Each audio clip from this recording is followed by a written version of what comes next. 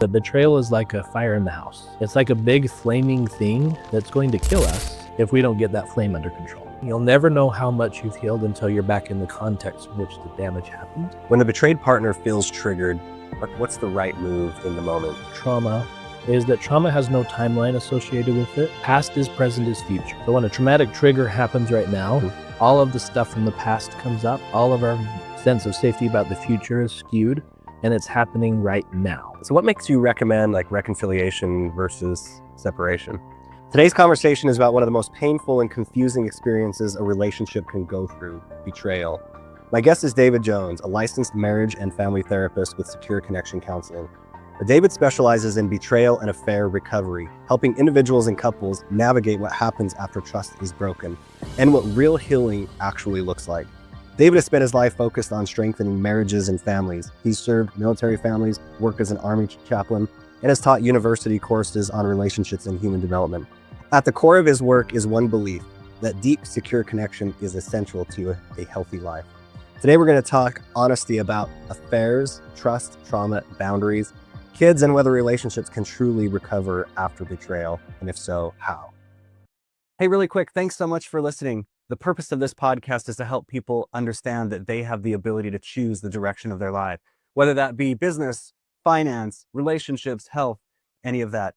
I believe that this podcast will give you the tools to take the right steps, but we need your help. Please be sure to like, to comment, to subscribe. It helps us to bring on more guests and continue to get better. Thank you so much. David, thanks so much for coming on. I'm glad to be here. Thanks for having me. I want to get right into it. This is just first question. Let's get right into it. Is an affair always at the end of a relationship, or not necessarily? No, it's definitely not. And I think that's probably one of the main things that I love to help people understand in my work, is that it's not automatically the end. It certainly can be for many people, but those who can put in the work and be accountable, heal through the trauma, they can find a new, renewed relationship. It's not easy, but it's possible. It seems like you always see, and we talked about this before, like in the groups, if somebody is commenting and saying, hey, this just happened to me, everybody lines up and is like, yeah, move on. Yeah, absolutely. And I've heard it from friends and family members, social media, that if something like this happens, if an affair is happening in your marriage, the marriage is over. And it's often not. And in fact, what I kind of appreciate about it, as weird as that might sound, is that it gets people in the room, because the affair didn't happen in a vacuum. Mm-hmm. There was something that was probably going on either in the relationship or in a person's inner world that needed support, and the affair became a symptom. And so it got them in the room so we can work on some other things that they need to after we get the healing from the affair under control. In your experience, what typically causes an affair? Is it the relationship, the individual, or something deeper? It can be a variety of things, and it's actually a little bit different for males and females of what kind of causes an affair. But I would say there's a combination of, when it comes to the relationship, there's often a disconnection in the relationship. They don't have a strong bond or a strong attachment. Mm-hmm. Maybe there's a life stress that's happening, and they don't have a relationship that they can take that life stress to. So the person who commits the affair goes and finds relief elsewhere. Or sometimes it definitely is something internal. It can be addictive qualities, dopamine issues like ADHD. It can be maybe even some of their own abuse, or the way they were raised, or the way they view themselves, and that manifests itself with coping with an affair. But there's a lot of different reasons for it. Men tend to have affairs more often when there has been life stress that they can't deal with, or when there's more individual qualities. My experience is women tend to have more affairs when there's been issues in the relationship that haven't been resolved, and they kind of emotionally check out. What life stresses have you seen from men that can sometimes? Yeah, for sure. Especially with men who are like high performers and entrepreneurs and really into their life. They get so involved with it that their work becomes a big stress, and then they don't know how to open up to their spouse about the stress that they have. Mm. They don't know how to bring up their own inadequacies, their fears, their doubts, and so it just becomes this negative view of self that shows up, and then they don't know what to do with that. And so it's often life stress, especially from work, family responsibilities, money. Okay. Like, what's an example from the woman's side? A woman's side is okay, I've had this relationship for 10 years or so, and I can't get my partner to connect with me as much as I've tried to get him to open up. And then they kind of just emotionally burn out and check out of the relationship. And then they often don't go looking for an affair. It just kind of happens. Somebody catches their attention, somebody from work or an old high school boyfriend reaches out over Facebook or something like that. What is that lack of, so if they're not feeling connected, what does that lack of connection look like to the woman? So in our work in general, especially with emotionally focused therapy, which is the main therapy mode that I practice, we focus on what's called a pursuer-withdrawer dynamic. You have a partner who pursues for connection, communication, contact, and then you have another partner who kind of withdraws and doesn't show up with that connection. And so that prompts that pursuer to try harder because I really need my partner to connect with me, and that kind of pushes the withdrawer to step back a little bit more, and it creates this negative cycle that they find themselves in. Generally speaking, women are more pursuers and men are more withdrawers, Okay. generally speaking. And that can be different from content to content, but we see that general pattern. So when you have a woman who's like pursuing, trying to get her husband to emotionally connect, open up, talk, and then he doesn't, he withdraws. And there's a million reasons why he might be doing that. But he withdraws. She's like, okay, I don't know what else to do in this relationship. So in order to keep myself safe and well, I have to kind of emotionally distance myself from him because it's not working otherwise. And then that leaves a vulnerability for an affair to maybe make its way in. So is that maybe, just something that comes to mind is when he gets home from work and is just really dismissive of her and like just moves on, goes to the other room or whatever, and she's craving that. Yeah, I use that example all the time when I'm describing this. A spouse comes home and, hey, how was your day? Is met with a fine, with no affect, with no connection, with no intention to continue that conversation. Well, then that spouse, that pursuing spouse, especially in most cases, the female partner, well, no, I want more. I want more from you. And then the withdrawal's like, I don't know what else to give. I don't know how to open up emotionally. You see that sort of thing very common. Help me out with the kids. What do you think about this? And it's just the partner doesn't know how to open up emotionally. It doesn't feel safe to. Okay.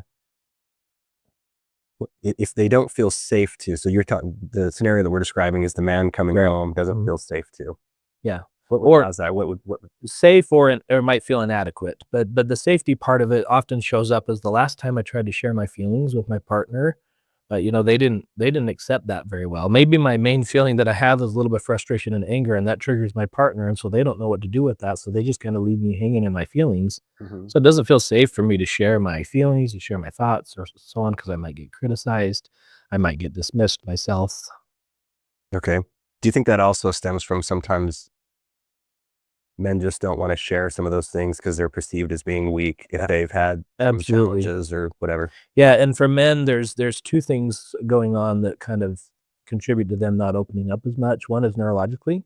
Our brains don't process emotions as clearly as females. There's some whole from the womb neurobiology that happens the way the men's emotions get processed in their brain. And then we get put into a social world where we're told explicitly or implicitly, boys don't cry. Men don't do that. Right. I had 2 boys and 2 girls in that order. And I know for a fact that if my boys fell off their bike, it's like, get up, son. If my little princess fell off her bike, it's, your daddy's got you. And we haven't done the best job in our world, and I think we're getting better. But we haven't done the best job in our world of socializing our boys to be able to express and to feel and so on. And so then they just kind of take it on and don't open up. So when they come home, they might not think about that. And they're like, well, everything's fine. Yeah, exactly. Everything's fine. Everything's fine. Yeah, I've got it. Nobody needs to share this burden with me. I'm the one that's responsible. Yeah. So the woman doesn't feel that connection. And then if there's a moment or something that happens with somebody else where she feels that connection, there's that spark that's there. Exactly. And so that's where we tend to see when women tend to have more of the affairs is it's often more as a result of disconnection in the relationship and then an opportunity showed up somehow. That's the most common version. Is it more often someone they know or someone they just recently met? It can be both. I mean, history is old flames die hard, as they say. So somebody from their past might show up or something like that. But I've had plenty of cases where we met at the gym, and we just started interacting that way, and he started paying attention to me, and then he started texting me and whatever else, So, what role do you think pornography plays in this? Yeah, so pornography, first of all, manifests itself usually in secrecy. And so even though, there's a lot to it. Let me back up a little bit. Sure. Especially in a conservative culture where we are in southern Utah, pornography shows up for a lot of people as just as much of a betrayal as if the viewer of pornography, usually the man, was cheating on or having an emotional affair with a real woman. So the woman might perceive it as just as much. Exactly. You know, and Judeo-Christian ethic is if you lust after a woman in your heart, you committed adultery. And it feels the same for a lot of people. Plus, if somebody is acting out in pornography, it often leads to another direction, and then they start acting out with other forms like phone sex or strip clubs or finding somebody else that they have an affair with. So that's kind of thing one, is it's sometimes a gateway into having an affair.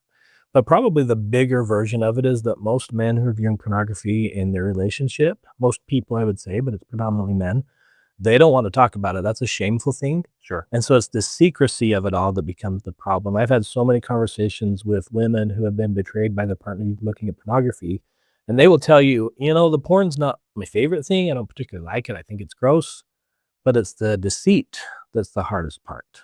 The fact that he didn't tell me, the fact that he was so stressed that he used pornography to cope, and he didn't come to me. He didn't trust me with his stress. Okay. That's kind of another piece of why pornography can be a part of it. So with regard to pornography, is it something where when a man starts looking at it, we hear about the dopamine effects it has on it, and there's like an endless supply of this. And does it get to a point where it's just no longer satisfying for the man, and that maybe that starts to trigger, well, okay, I need something else, something a little bit more. Absolutely. It becomes like, the field is moving away from using the term pornography addiction, and there's a lot of reasons for that. I don't really have a dog in that fight of what we call it, but we do see some of those tendencies in addiction. We would call that a tolerance. The tolerance increases, and so then I have to like add more, and that's where it gets out of control. Term we often use now is out of control sexual behavior, out of control pornography use. And so, yeah, it becomes that dopamine process. And then similar to having an affair, I had a conversation just somewhat recently with somebody who said, I never really felt that I was going to have an affair with my spouse, but the thrill of the hunt, I was chasing the chase of it, of having an affair, talking to women, flirting. That's what it did it for me, And so there's definitely that dopamine effect that you see in pornography, and you see the same thing often what shows up with affairs. Do you think that as they take a step towards some of those things, right? And maybe they're thinking, okay, I'm not going to do this, and that's way up here, but it tends to start to normalize it. Yes. Right. And then to now this becomes normal, and then, okay, now that's not enough. So let's take another step, and then that becomes normal. And that's what that tolerance level is. I've hit my tolerance level, so now I need a little bit more to get the same effect, and then a little bit more to get the same effect, and so on. You see the same thing with alcohol consumption or drugs. Okay. It takes more to do the same effect. And then Makes sense. then an affair kind of comes in and becomes the ultimate dopamine hit. Are there any early warning signs you would say that somebody may be heading towards, or maybe already involved in an affair? I think probably the most important warning sign is there's a level of secrecy or disengagement that happens. I mean, in today's world, Like you're hiding your phone. the phone is okay. I'm looking at the phone, and then the phone starts more like quickly being put away, or I take a phone call outside of, or start texting with a smile on my face, and those sort of things, especially with the use of the phone, becomes a significant sign that there might be something going on. But with that too, and it just comes inherent, just like kind of an emotional disengagement, an emotional withdrawal, we might call it, often is a sign. You might find things like we don't have the person who's engaging in affair, is about to engage in affairs, have very good boundaries with the opposite sex. Maybe people they work with, and they start to joke a little bit more with them and start texting in order to be a little bit more friendly. And then they're going to lunch with this person while they're at work and finding their way over to their desk more often, that side of stuff, just the lack of boundaries. Okay. Yeah, that makes sense. Do you think, so when it comes to boundaries, should partners have each other's passcodes to the phone? I think so. Yes. Yeah, I think so. And the the thing that I would like to see is real secure relationships don't need it, but to know that they have it, that's what security is. A secure partner isn't going to go check on the phone. Now they might have a history behind them that contributes to that anxiety and so on. But to have there's a great author of a book about affairs, a great book. The book is called Not Just Friends by Dr. Shirley Glass, and she uses an imagery of doors and windows, walls and windows. That when there's been an affair, there were windows where there should have been walls, and there were walls where there should have been windows. And so the process of recovering from affairs, we got to invert that a little bit. We got to put up walls against people that were maybe a threat to the relationship, and then we got to open up windows to our partner where we can be more vulnerable and open about our stresses, our worries, our fantasies and desires. Even that can be a significant part of the healing process, is open up those windows to the partner. Yeah.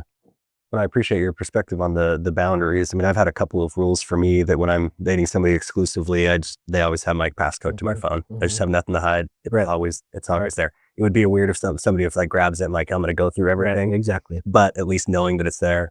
And another rule that I have is I won't go to lunch with somebody of the opposite sex. It's just the two of us. Right. And so, I mean, it's just, they're married or not, it's just reasonable. And even if it's for an appearance factor, but it's a reasonable. Now, I've had plenty of situations in my practice where I have to be alone with the opposite sex, or people that I employ or whatever. In the military, I've had to do that.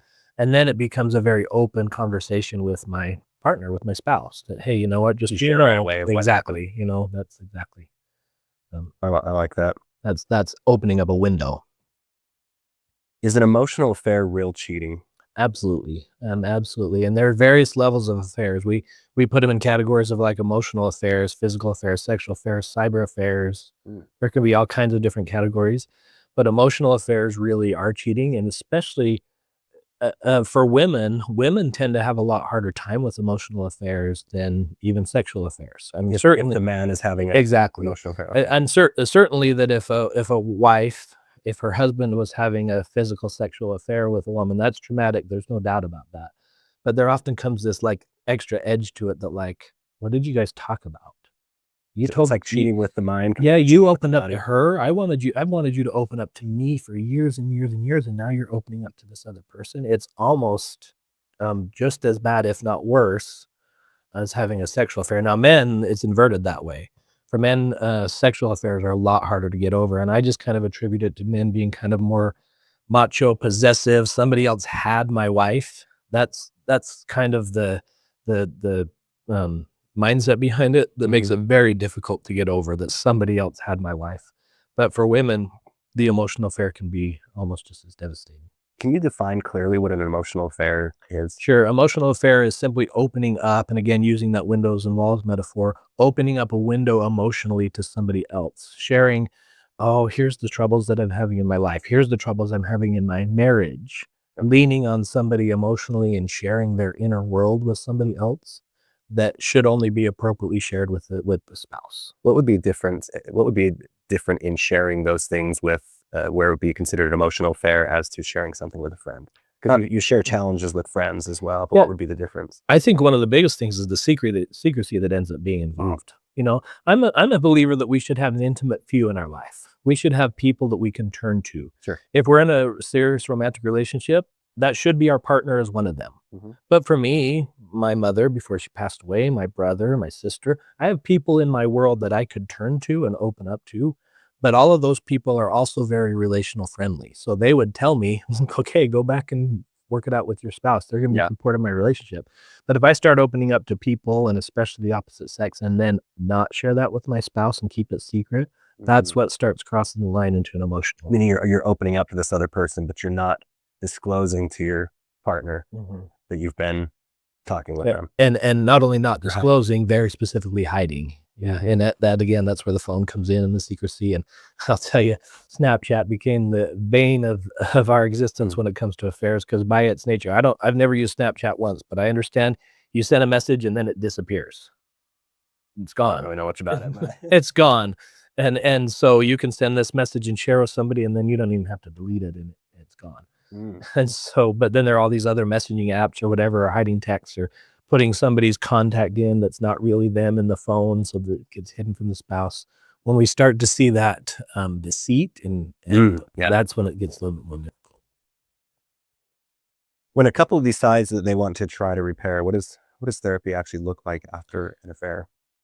Well, so First of all, I think it's important to foundationally talk about what we're dealing with. And in my practice and the work that I do is we have to treat the affair as a trauma.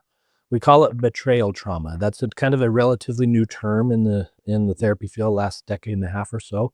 It's so we look at it the same that we might look as a soldier who experienced combat or somebody who experienced sexual assault, somebody who lost their home in Katrina. You know, it's Wow. a trauma. It mimics the PTSD symptoms that we find in our diagnostic and statistical manual, the DSM.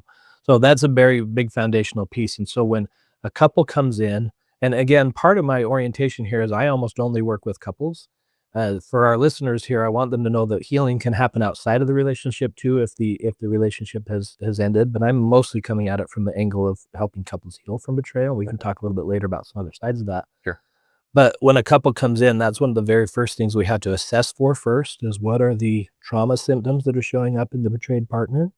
And then number two, we have to do a lot of like education of what trauma is. Mm. So I teach them a lot about what trauma looks like. I compare it to you mentioned that I'm an Army Reserve chaplain. I've spent a lot of time working with soldiers who have been in combat, and that we can see the same symptoms from those soldiers that show up with our betrayed spouses or betrayed partners. And so Wow. I teach them what trauma looks like, and when you're having a trigger, what that feels like, and what it does to the way you view yourself, and the avoidance factor and the anger that shows up. Those are all symptoms of trauma. So that's kind of thing number one.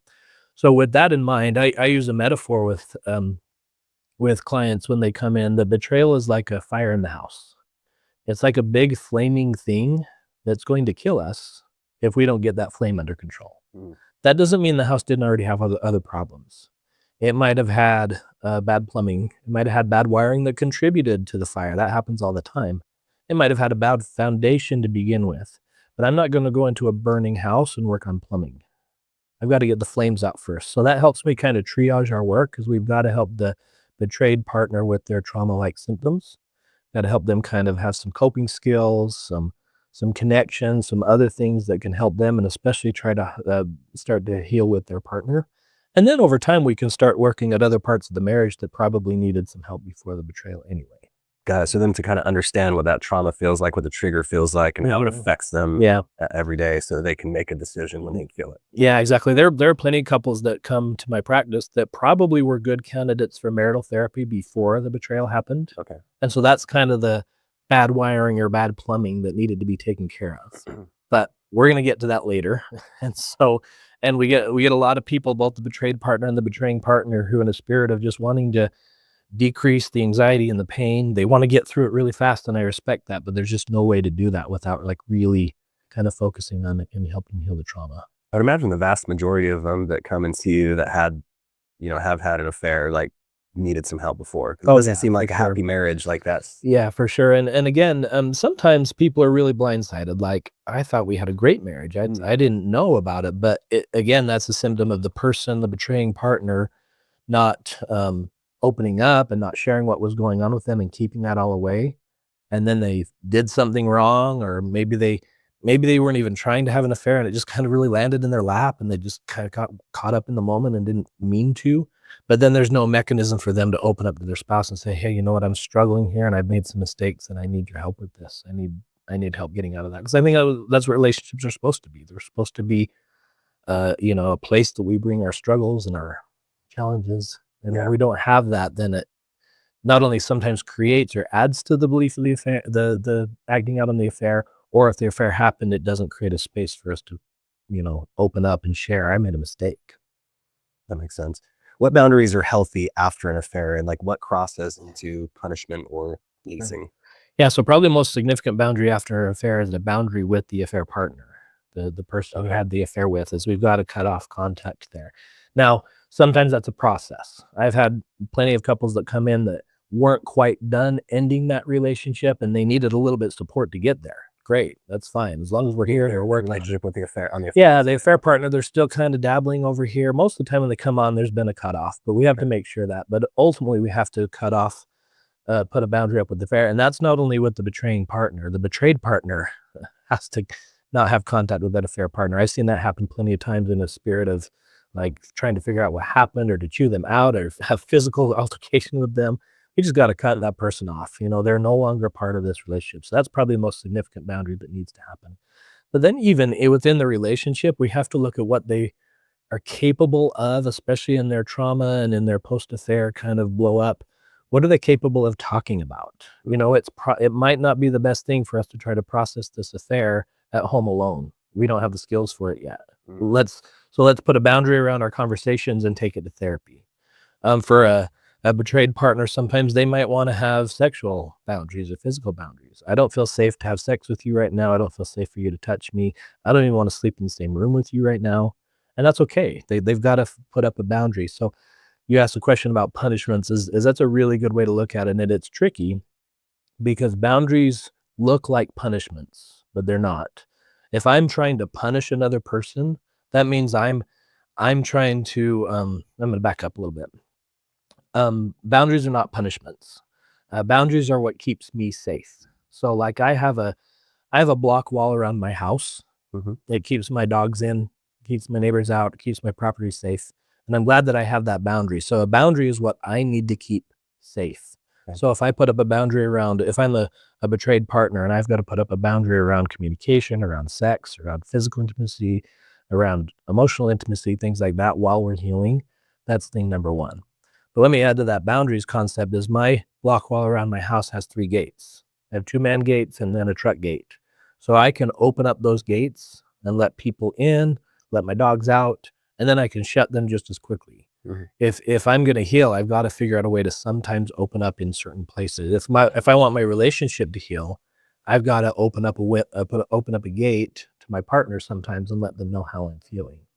So the boundaries can be a little bit tricky, and sometimes when we over focus on boundaries, it makes it so we can't communicate within our relationship that needs to heal. We've got to be able to open up some gates. So is there a point in time where having a boundary can become, depending on what it is, like so much that it feels like constant punishment? Yes, absolutely. And sometimes we get in the place where it's like boundaries for the sake of boundaries. It's like, okay, I learned from this book, or I learned from this podcast, or I learned from a support group that I'm in, as I have to have boundaries. And then that feels like a punishment to the other person because the betraying partner might be genuinely trying. They're really trying to put in their effort to heal and that sort of stuff. And then they're just constantly hit with a wall. Mm. Now, on the one hand, I can understand that the person's trying to keep themselves safe, but if we can't open up those gates every now and then, we won't get to where we want to be. Now, if a person is trying to use a boundary as a punishment, that's them trying to be in charge of somebody else's behavior. And we're not in charge of somebody else's behavior. Doesn't help. Right? Now, a boundary could be if you reach out to your affair partner again, you have to move out of the house. That looks like a punishment. It's not a punishment. There's a difference between a punishment and a consequence. Yep. But it's, I need you to move out of the house so that I feel safe, not so you get punished. That's the fine line difference that we see in it. Boundaries are really hard to work with, especially when we're talking about boundaries between a partner you're trying to relate to. So there might be a fine line between when it feels reasonable and when it doesn't. Exactly. Yep. That's what gets confusing. When the betrayed partner feels triggered, what's the right move in the moment? Yeah. So another thing that I teach partners about trauma is that trauma has no timeline associated with it. Past is present is future. So when a traumatic trigger happens right now, Mhm. all of the stuff from the past comes up. All of our sense of safety about the future is skewed, and it's happening right now. And so a good thing for a betraying partner to help with a betrayed partner's trigger is to stay in the present. I know that right now is really hard for you. I know that because of what I did in the past, it's affecting you today. I know that it's hard to see if we're ever going to get better when you're in this right now. And if you listen to the statements I keep saying, I'm saying right now, right now, right now. Mm. It's staying present, staying mindful with what's happening right now. Because what tends to happen otherwise is a betraying partner, even in a real solid attempt to help and not knowing what to do, they'll say, I'm not doing it anymore. I promise this isn't happening anymore. And that's usually not helpful because that's like a statement of the past and statement of the future rather than just kind of like what's happening right now. I know that you're triggered right now. Everything from the past is showing up right now. So all of those emotions that they were experiencing become feel present, Mhm. even though like there's not anything, there might not be anything actively going on right this second, but it feels like it is. Yeah. Sure. And it's important to know that triggers are signals. They're not attacks. If a person has a trigger and it might even show up as a outward attack, like, you never do anything for me, but really it's just like a trigger going on. It's not an attack. It's a signal that that person needs comfort to the level that they allow. They need some coping skills. They need something. And so if I mean, quite frankly, the betraying partner has to take a little bit of humble pie. I think there is a doghouse effect at first. That betraying partner, we want to be aware of what's going on with them and aware of their feelings, but sometimes their partner is not the right person to take their stuff to. Sometimes that has to take a little bit of a backseat in a moment when the betrayed partner is having a trigger. Now, that doesn't mean the betraying partner shouldn't do something with their feelings. Maybe they need their support group. Maybe they need their therapist. Maybe they need a religious leader or a friend or a family member that they can reach out to. But sometimes their betrayed partner is not the right one because they're just too much in their stuff. Ultimately, we want to get there, but that might not be where they're initially. What does rebuilding personal integrity look like for the person who cheated? Yeah, so integrity is, I've heard integrity as being defined as doing the same things you would do in the presence of another person by yourself I don't know if I'm defining that well. Integrity is Sounds good. creating the same actions that I would do by myself that I would do in public. And so personal integrity is trying to be congruent with what I'm doing on my own while I'm by myself, while I'm alone, is what I would do with other people. And so what that often looks like, okay, so let's use the example of pornography. Okay, I'm by myself. This is when I used to look at pornography. Well, integrity says I wouldn't do that if people were around. Okay. So I'm not going to do it now. And also a key piece of integrity is honesty. Honesty, and sometimes like we help partners with like maybe they need a daily check-in. So we give them a little paper or something that has a format on it. And at the end of the day, they have to check in, be open and honest with where they are. And so maybe the affair partner, the betraying partner, the person who had the affair, they might in their daily check-in and say, I had a really hard time today thinking about my affair partner. I did. I've got to be open about that. It was something that I missed. Now that might be very triggering to the other partner. Yeah. But ultimately we've got to get to the point where we're open with each other, where they're comfortable sharing some of those things, even if it might hurt the other one for a moment, but you get on a different level of communication. This is going to sound crazy, Christian, but some of the most beautiful moments I've seen on my couch is when a betrayed partner is holding their betraying partner as they're mourning the loss of their affair. Meaning that betraying partner, that affair served some function for them, whatever it was. And so there's a loss involved sometimes. And that sounds crazy. And a lot of people are going to disagree with me on this. But the most beautiful times are when the betrayed partner is healed enough where they can say, they're comforting, right? Yes, absolutely. I get it. I get it. And not everybody gets there. And I don't expect everybody to get there, but sometimes people get there and it's so beautiful. Because all they're saying is, you're hurting and I want to help my partner who's hurting. It doesn't really matter why you're hurting, Okay. Not everybody can get there, but it's a beautiful thing. So what makes you recommend like reconciliation versus separation? Well, so I think probably the biggest thing, sometimes a separation, in fact, during the healing process is in order. Like I just need Temporary one. a boundary, but usually like a therapeutically supported or therapeutically facilitated separation is one where like, okay, we're going to have this separation, but here's what it looks like. And here's what interactions look like. And here's, we're still going to go to therapy. Maybe we can work into having a date night, whatever. We're still trying to work on the relationship. We're just not living together. But if we're actually talking about separating the relationship, like toward the end of the relationship or a divorce, probably the biggest signal for that is when you have the betraying partner who's just not being accountable, who's blaming the other person. We see that often. Who isn't doing the things that need to be done to rebuild trust. I define trust. Trust happens with sustained effort over time.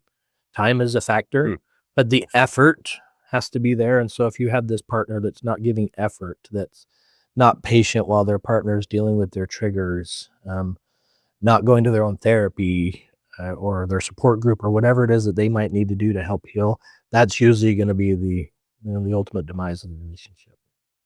Got it. So what does success actually look like after an affair? Is it like going back to normal, or is it building something completely new?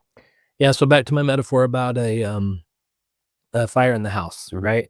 I actually have 2 homes in my community out in Ivans that caught on fire. One was a little bit further away from me and one was down the street from me. One of those houses, they kept the full structure and then they just kind of rebuilt inside. One of those houses, the whole thing was gone and they rebuilt from scratch. Okay. So I think that gives us a little bit more to our image about what reconciliation looks like. Sometimes we can take the existing thing that we have, there was a shell there that was good, and we just need to kind of clean it all up a little bit. But for some couples, they have to rebuild their whole relationship and start from scratch. Wow. And so a healed relationship often looks like, well, remember that one house that we lived in? I didn't like the floor plan. Let's do a new floor plan. But I really liked that one part of the house. Let's make sure we incorporate that. So that's a lot what it looks like, is they're looking back at their last relationship, their pre-affair relationship, and saying, I really liked this about us, but I didn't like this. Let's make sure in our new relationship, we're only bringing in the good things and let's eliminate the bad things. Got it. What would you say kind of predicts repeat cheating versus real change? A lack of accountability, lack of honesty, not committing themselves to betterment. I haven't even really talked about sometimes the dark side of this, and I hope the listeners have been patient, because there is a real dark side of this that oftentimes the betraying partner is very blamey and gaslighty and says to the other partner, well, I wouldn't have it. Playing some. Yeah.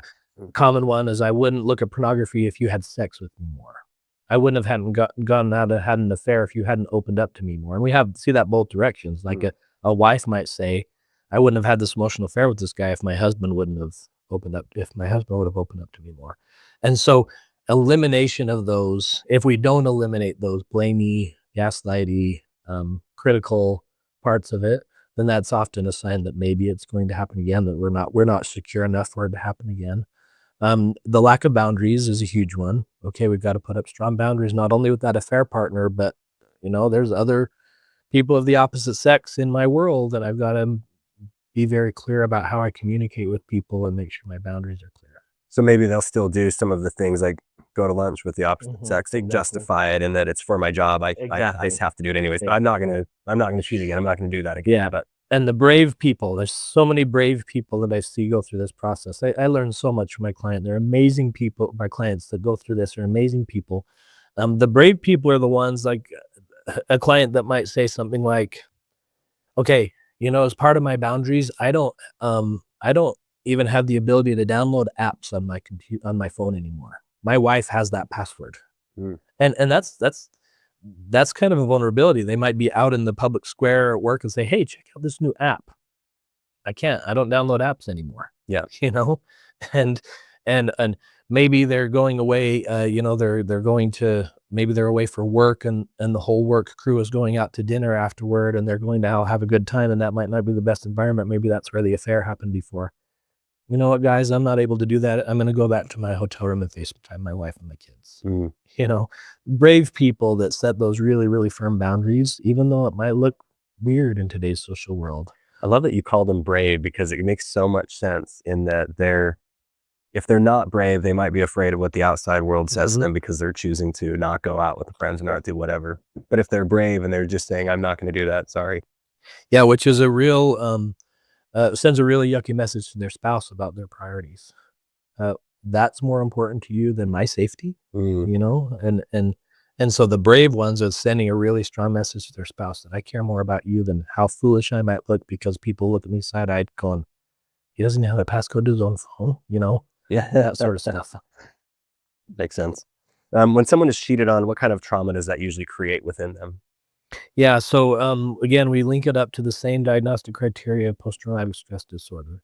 We're clear that we don't really diagnose, so we're not saying you're diagnosed with PTSD, but it just gives us a framework for what to work with. So like intrusive thoughts, intrusive feelings, that's a diagnostic criteria of PTSD. I have these intrusive thoughts and memories and dreams and nightmares that show up. Sometimes they show up like with a trigger, like I saw my spouse turn their phone real quick. And sometimes they just show up. That's what I call the predictable unpredictability of trauma. It's just going to show up. So if I see that example you have where their spouse puts the phone, they might feel it internally, like there's something going on. And then there's this cause them to nausea, this anxiety, these rampant thoughts. You'll see one of the symptoms of PTSD is an avoidance. So, okay, I try to shut my feelings down and I don't open up, or I avoid people, places, or things, or what songs, smells, foods, or whatever that were part of the trauma. That's a symptom of PTSD. Probably one of the more well, another symptom, and then I'll go to what I think is the more difficult symptom. The easily provoked, easy angered, difficulty with sleep, difficulty with concentration, difficulty with appetite. That shows up as a trauma symptom. But probably the most significant symptom I see with betrayal trauma is a negative change in the way the partner views themselves or the world. So the betrayed partner looks at the world and says, all men are pigs. Okay. I can't trust anybody anymore. And I can see why they would think that, but that's a symptom of their trauma more than it is an actual reality. I can start to feel like they're not enough. Exactly. And then that becomes this negative belief about themselves. I'm not enough. If I was pretty enough, sexy enough, a good enough partner, a good enough parent, if I was just better, then maybe they wouldn't have cheated on me. It was my fault.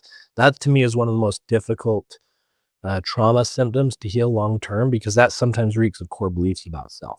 And that's hard to dig into for some people. We might get a lot of safety around the relationship and they're going forward, and there's still this nagging thought in their mind that I wasn't enough. So like it could maybe mess with their self-confidence, and they're like, if they see maybe their spouses on the other side of the room, and a woman goes and talks to them, like they're gonna feel like, oh wait, maybe I'm not enough. Yeah, exactly. And sometimes the betrayal kind of created that not enough thought, but sometimes they might have already been struggling with it and it confirmed that thought. I wasn't enough in my last relationship, or my mom didn't treat me well, or whatever it was. And now my partner cheated on me. See, it was me. I'm the common denominator there. If a relationship ends after an affair, does that trauma often carry into the next relationship? Yeah, yes, it often does. And I've seen some amazing people. And while I mostly focus with couples who experienced betrayal, Mhm. we in our practice, we see all types of people. My therapist see individuals, and we just ran a group for women who had experienced betrayal, and some people that show up in our group are out of their relationships and Mhm. trying to heal.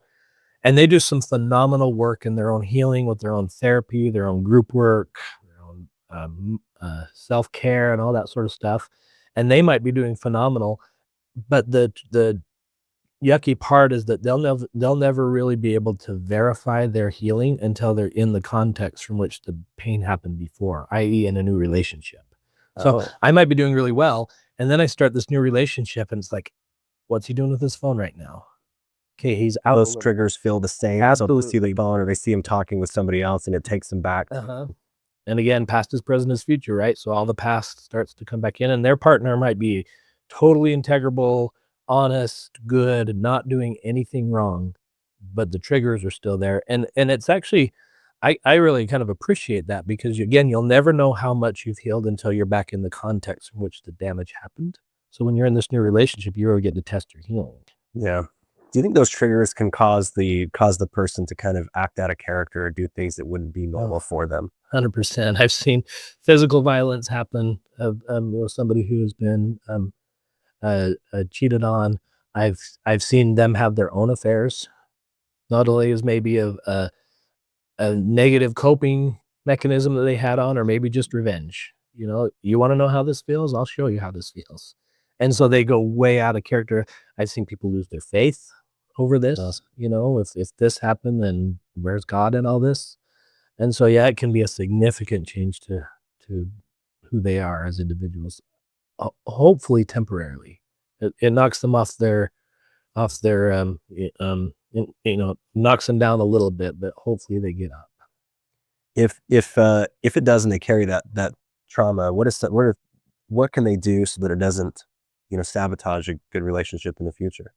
So I think the first one is to get some really good therapy. Mhm. And there's some specific trauma therapies that exist out there, EMDR, ART, others that exist, that can really help reduce the impact of the trauma and the messages that came out of the trauma. So getting some good therapy, having really good solid connections in their world, people that they can trust, that they can kind of open up with. And sometimes that might be a support group, that might be a family member, a friend, that sort of stuff. But also, especially if they get into those new relationships, at the level that it becomes appropriate in the development of that relationship, being very open about what happened, and what some of the Sharing impact was. what your triggers and Yeah. why and all those things, and that you're working on them. Yeah, in therapy we call it informed consent. You're going to come into therapy. This is what's going to happen. These are the risks. These are the benefits. Same thing in a new relationship. I'm going to inform you that if you're going to date me, if we're going to get this, there's this part of my life that we're probably going to have to face at some point in our relationship. And are you in the position to work with that with me? Wow. Yeah. That's fascinating. So I want to talk a little bit about like if there are kids involved. Sure. Is there anything like couples should do to avoid like doing, damage to the, the long-term health of the kids? Yeah, in systemic therapy, we use the term triangulating. Okay. Triangulating is where like there's a mom and a dad and the kid, and they bring in the kid into the distress. Okay. And so often that will look like maybe the betrayed partner over relies on the older teenage child and opens up to them and did you know what dad did and that sort of stuff, and that's bringing them in. Okay. And so definitely that's a no-no. It doesn't necessarily even mean that kids shouldn't know about it. There's some level of appropriateness that might need to happen about kids knowing about it, but they need to know about things at developmental levels. Like younger kids probably aren't going to be able to grasp that, dad had an affair with another woman, Right. but they can say, you're going to see mom and dad having a hard time. We might be arguing a little bit more. You're going to see us go to therapy. And that's because dad made a choice that hurt mom. You don't necessarily need to, you might not need to tell them the details of what happened. Absolutely. Telling them that there's a challenge you guys are facing and you're doing some work to get through it. Absolutely, because kids are perceptive. They're going to pick up on it. They're going to know that something's going on. If we're not talking about it, if we're not having some sort of level of open conversation about it, they're going to know it. And you know what they often end up doing is they internalize it themselves. Well, I better not act out then because then mom and dad aren't going to make it. And maybe it was me that was the problem. And so there's got to be some openness and some flexibility around conversations around this sort of stuff. Again, it's a challenge figuring out why, but if you've got a range of kids, like from teenagers down to like toddlers or whatever, you might be able to be a little bit more open with that teenager, but the toddler, you have to think about it developmentally, what they can handle. But there's a big difference between informing and then like triangulating and over relying on them for support. Kids should never become the emotional caretaker of their parents. It goes the other way around. Got it. So let's say somebody's moved on from a relationship, they're into a new relationship. I want to talk more about their partner, right? Not the person that's been cheated on, but their partner. So if you're in a relationship with somebody who has been cheated on, what's good to understand about their particular triggers? I think it's important to know that you're dating their nervous system, that you're dating their something that they're bringing into this relationship that might show up very unexpectedly. I told you earlier, I call it the predictable unpredictability of trauma. Okay. We know that will probably come up. We just don't know how and when. And so just recognize that you're dating their nervous system, you're dating their history, you're dating everything that is about them. And of course, obviously, if you're dating somebody, there was an attraction to that person, there was a common belief system maybe that brought you together, some common goals and that sort of stuff. But you're not only dating those good things, you're dating the bad things. There's a marriage researcher that he applies it to buying a puppy, that everybody falls in love with the front end of the puppy. Okay. The cute puppy, right? And then they don't realize until a little bit later that there's a back end to that puppy. It chews up all your shoes. Yeah, and the poops on everything and everything like that. And so we just have to recognize that you're dating that whole person, their whole nervous system, their whole history, their whole belief set, and you can't separate those out. And that's what's quite amazing about relationships, by the way, is that I get to have an intimate relationship with that person where they get to tell me they're good, they're bad, and they're ugly. And they're sharing it with me and only me. That's really cool.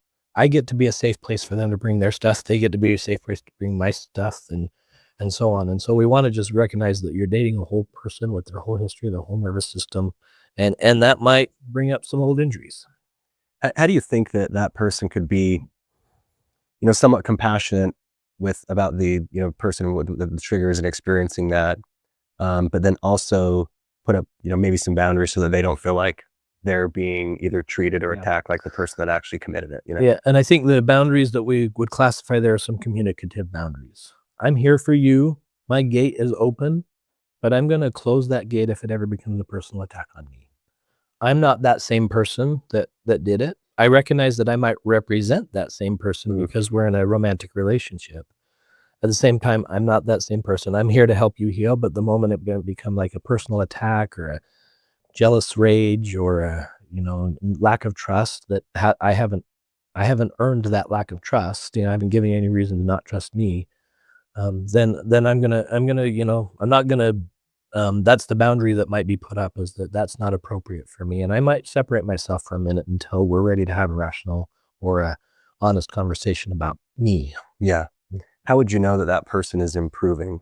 Like that this isn't going to be the way of their life forever, but they're actually improving so that you can get to a place where, because you're not going to want to feel attacked every time, especially if you never committed anything, you never did anything wrong, Yeah. And it seems like those things might happen occasionally if there's a certain trigger that you just weren't aware of, even if you're trying to avoid triggering it, but certain things that you're not aware of. How would you know that they're improving, they're getting through it, and then you can get to a place where this might not be such a drag on the relationship?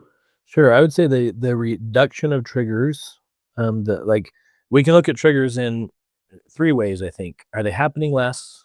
Are they less intense when they do happen? And do we recover faster from them? So I think either one of those could be a good measure. Are they happening less intense, and do we recover? So I think we can look at it that way. But I think what's probably intricate with all of that is the person able to speak their triggers rather than just be triggered, if that makes sense. Rather than acting out on their trigger, they can say, it's happening right now. I'm feeling so anxious right now. Okay. Me seeing you with phone to face, I don't mean to be accusatory of you, but it triggers me and it makes me really anxious. That's not an accusation of you. That's what's going on with me. And so for them to be very open and vocal about the things that are going on with them, that's probably as good a sign as any that they're getting better. Okay. What do you think if the person that was cheated on says, hey, I'm only doing this because you did something? There's something that you caused that was a trigger. So I'm only doing this because you caused it. There's some truth to that. Unfortunately, there's some truth to that. That trauma may not have existed, and thus the behavior may not have existed if the person hadn't have done that thing. Okay. So we have to recognize that there's a reason. Things make sense in a person's behavior in the context of their life. I'm only doing this, and maybe it's a little bit of a language switch. It's not I'm only doing this because of what you did. It's I'm only doing this because I'm traumatized. Okay. This betrayal really, really, really hurt me. And that's just factual. So I think maybe it's switching it from being a blame statement to much more of just a vulnerable statement, frankly, of what's going on with me. I'm only doing this because of the trauma of the betrayal, which maybe takes a little bit of the blame of the way away. But at the end of the day, it's reasonable to say and to believe at least that I'm having this trigger because of what happened. Is it the responsibility of the person that's been cheated on to try to figure out ways to cope through those triggers, or is it the responsibility of the other person that's dating them to be understanding of those triggers and try to avoid creating them, or maybe a little bit both? I think it's both, 100%. If we're in a connected relationship, Okay. we take on the responsibility of offering support to that other person. And I operate from what's called attachment theory. Attachment theory is a theory that governs how we bond with other people. It's a child development theory initially about how children bond with their parents. Okay. But we see the same patterns in adult love relationships. And attachment theory tells us that just like a mom has a responsibility to help a child cope with difficulty, we can speak to that pretty clearly. That makes sense. If we're in a romantic relationship, I take on that responsibility to help my wife cope with whatever is going on with her life. Does that mean that I take on all of her burdens? Does that mean I take on every little thing? No, but I have a role to play in what brings her comfort and so on. So in a betrayal situation, if we're talking about the betrayed partner and the betraying partner, if we're talking about those two relationships, yes, the betraying partner, the one who betrayed, I think I got those wrong. The one who betrayed, I actually tried to really steer clear of the language of cheater, adulterer, and stuff like that, because it's just shaming language that doesn't help. So I kind of frame it in terms of behaviors. The one that had the affair and the one that was betrayed. You know, Okay. the betraying partner and the betrayed partner. So I mess up my words sometimes. Okay. But if we're in a relationship where there is the betrayed partner and the betraying partner certainly has a role in trying to help their partner deal with their triggers. Because attachment theory says the stronger our bond becomes, the easier it is for them to cope with their triggers. You know, if I have a That makes sense. safe relationship to harbor in, then I can deal with my stuff a little bit better. There's a fine line between being a safe and supportive person and then being an enabler or taking on all the blame and all the responsibility. But I have that conversation with people this because I don't want them to take it on too much, and I also don't want them to say I don't have any role here. Now, if we're talking about a relationship where we're in a new dating relationship and there's the new partner and the betrayed partner, again, same thing. If you're taking on that role of a relationship, I think you have a responsibility to help them cope in some ways. Not by taking it all on, helping. Because what's relationships for otherwise? Yeah. No, I appreciate you saying that because that's been a struggle that I've had with. I've never cheated nor been cheating on, so I just don't understand what it is that they're going through. But several women that I have dated have been cheated on, and it's hard to say, like from my perspective, is it my job to help them through it, or is it like, well, wait a minute, I've never done anything remote. You've got my phone code, you've got all of this stuff, right? I didn't do anything. I haven't done anything wrong here. Therefore, I feel like I shouldn't be treated like I did, for sure. But it makes sense, like what you're saying, that if you're wanting a strong relationship, you do have some responsibility there to do what you can to try to either, lessen those events that cause the trigger or whatever. Does it ever get to a place where they go away completely, or will that be kind of for life, that they'll always have a little bit of a sense of those triggers? I think definitely that's something that can be hoped for, and they do go away with the recognition that you just kind of never know. You just never know what can happen. You could be 10 years past your betrayal in a new version of your old relationship with the betraying partner, or you could be in a new relationship, and then you hear that song on the radio. There it is again. We get a little bit of it. And then the people who have, we would still call it healed, who might say, go to their partner and say, I heard a song on the radio today and it just took me back. Could you just give me a hug?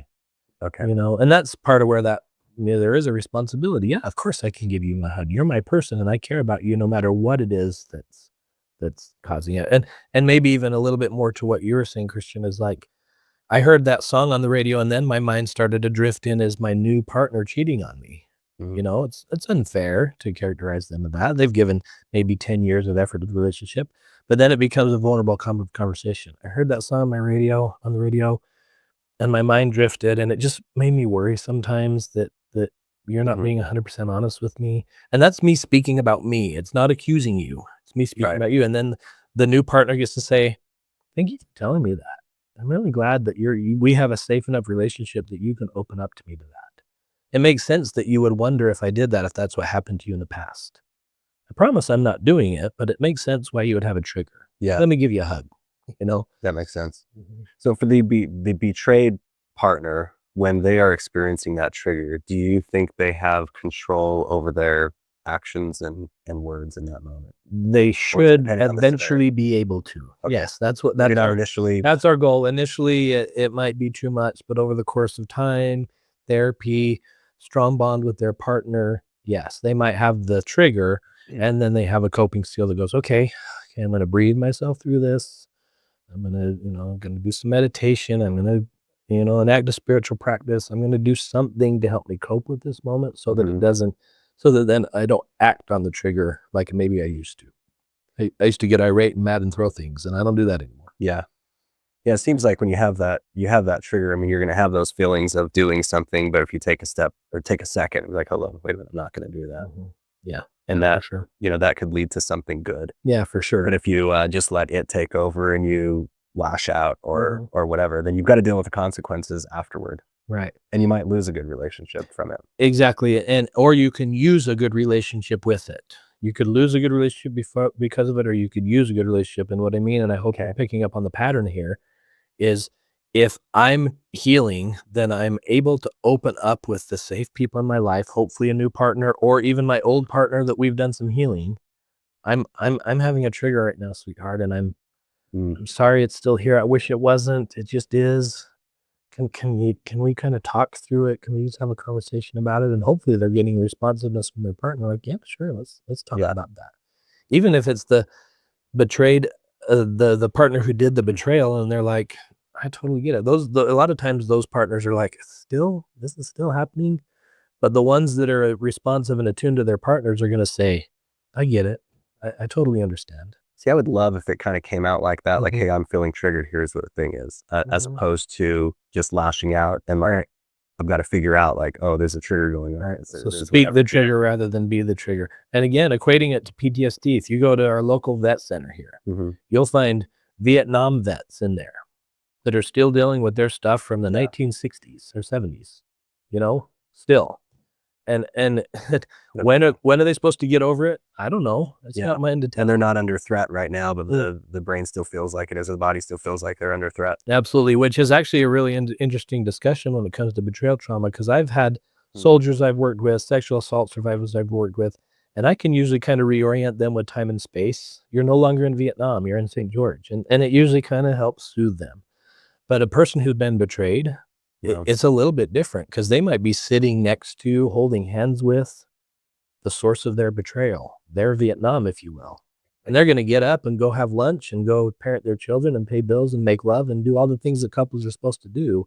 And it increases the likelihood that they might be re-exposed to their trauma. Mhm. In the context of what we're trying to do with relationships, we want them to do those things, to go home and parent their kids and make love and pay bills and have dinner together. But we just have to recognize that it might open up their triggers a lot more easily because their partner is actually sitting right there with them.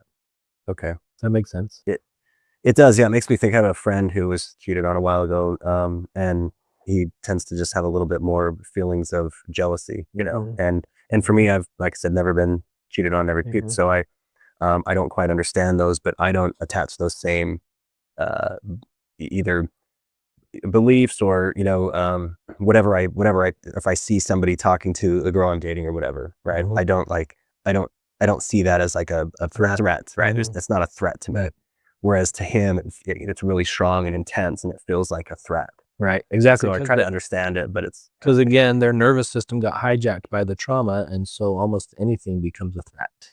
Anything that even approximates what they had, just like a Vietnam survivor hearing a car backfire becomes Mm, a threat, or a person who was abused, or even a dog that was abused and used. A sudden movement happens in their proximity, and now they're back in their stuff. You know, Same thing can happen in betrayal. that Oh, makes they're sense. talking to another person? Threat. That makes sense. Like the Vietnam, vets when their fireworks go off, something like Mhm. that, right? Exactly. And that's Mhm. just a nervous system reaction to just bolt. And understanding the trauma component of betrayal, when I learned that early in my career, changed everything for me, and it changed everything for my clients when I could speak to them in terms of trauma. This is not who you are. You're not a crazy person because you're having some rage about your husband looking at another woman. This is what happened to you. This is not who you are. It's what Mhm. happened to you. This is the trauma that you're experiencing. And having some knowledge and some interventions on the symptoms of their trauma, their PTSD like responses, changed everything for me and for my clients of how we can treat this. Okay. Well, that makes Mhm. sense. If someone's listening right now and they're kind of in the middle of betrayal or confused, hurt, or unsure what to do next, what's the first step you'd want them to take? I think the first step I want them to take is to call a therapist. And if you're in Southern Utah and you're in the state of Utah, and me or any one of my therapists who are trained in this would be glad to support you. So you can reach out to us. You can see us at secureconnectioncounseling.com. You gotta pull that up, Kara. But at the same time, just finding a therapist who's specifically trained in betrayal. And it's important for you to have some initial sense of what you want out of this. Mm, If if if you have some sense that you want your relationship to work out, then work toward that. okay. Don't make rash decisions in the acute trauma of it all, So find a therapist. That therapist can help guide you through the next steps. And sometimes those next steps might be, you know what, we're having a real discussion that this relationship might not be the right one for you. And that's fine. Let's help that one. But I wouldn't be sitting in this chair if I didn't have a strong belief that we can heal from this. this. Not everybody will, and I recognize that, and I mourn with those people, and I'll help them through the process if they need to. But we can heal for this. This is not a death sentence to a relationship. So reach out to the right therapist and get some support that way. With that, though, I maybe say some things not to do. Sure, please. Not sometimes in an effort to manage themselves or gain some sense of control. You know, it gets blasted on social media what their husband did or what their partner did, or they tell everybody in their family and in their partner's family, and we kind of get a little bit of a grasp on that, or they tell the kids, you know. Make it a private conversation between you and your partner and your therapist and maybe a few other supportive people, the family members that you can trust. Clergy can be a We don't need to announce it in the world. Exactly, because then there's just so much more backlash we have to You get more, you'll probably get more of those comments like you need to leave and bad advice. Yeah, exactly. And it sometimes even comes out of a very good heart, you know, I care about you, you need to leave. But we tell our people all the time that if you're going to open up about what's going on in your relationship, you need somebody who's relationship friendly or relationship neutral. They're either supportive of your relationship or they're kind of like, I'm supportive of whatever you need. You want to stay, great. If you want to go, I'll support that too. But oftentimes we find people who are relationship unfriendly, like you just need to leave the bone. And maybe you do, but that's not the right. That's a tough influence to have while you're navigating it. Right. You know, let's figure that out therapeutically rather than just kind of a rash decision. Love it. Okay. Anything else you want to add here before we go? No, I appreciate the time, and I mean I could talk about this all day and every day. I hope it's been helpful to some people that will be listening. And again, if there's just one point that I can drive home, I shared this with you before, and so I'll share it again. Is that it? I see like articles about betrayal that show up maybe even on our local news. There's a therapist here that does great op-eds for the newspaper, or I'll see it like in a Facebook group that somebody gets cheated on. And the predominance of comments that show up at that basically say you're doomed, get an attorney, get all your stuff, kick them out, and even more profane things than that. I just don't buy it. I see courageous, brave people heal on my couch every week, and they inspire me. And it's those. I hope I'm speaking to people who are looking for healing. Now, having said that, not every relationship makes it, but even then, you're not alone. You can still recover from this. Yeah, it's going to take some time and some effort, but you can. Love it. And thanks so much for coming on and sharing this. It was amazing. There's so much information there, so I appreciate it. Glad to be here.